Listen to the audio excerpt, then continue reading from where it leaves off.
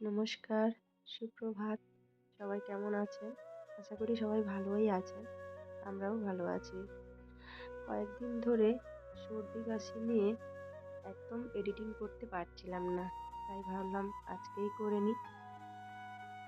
তো ইদানিং এতই ওয়েদারের জন্য সবারই সর্দি কাশি এতটাই হচ্ছে, ইনফ্যাক্ট আমরা নিজেরাও ভুগছি।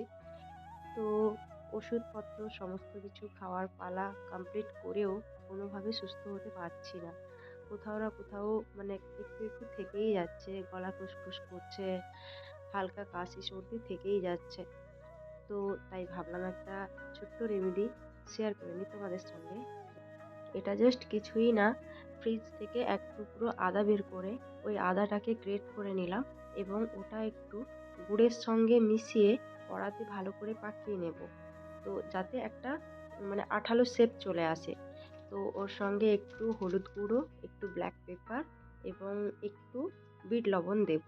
এবার যাদের ফ্যামিলি সাইজ বড় এবং যাদের পরিবারে বেশি জনের দরকার, তারা তাদের মতো পরিমাণ অনুযায়ী কম বেশি করে নেবেন। ঠিক আছে?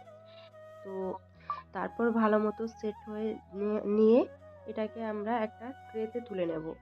ট্রেতে তুলে ওটা জাস্ট এমনি রাখলে তো টাইটনেসটা আসে না। তাই জন্য আমরা কি করি, ওটাকে কিছুক্ষণের জন্য ফ্রিজিং করি। ফ্রিজিং করলে একটু শক্ত হয়ে যাবে। তো আপনি আপনার অনুযায়ী শেপ দিতে পারবেন। গোল বলের মতো বানাতে পারেন, চৌকো কাজু বরফির মতোও বানিয়ে রাখতে পারেন।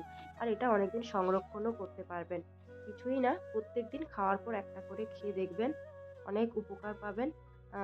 তো আমার এই ছোট্ট ভিডিওটা তোমাদের সঙ্গে শেয়ার করে আমারও ভালো লাগলো। ভালো থাকবেন। টাটা।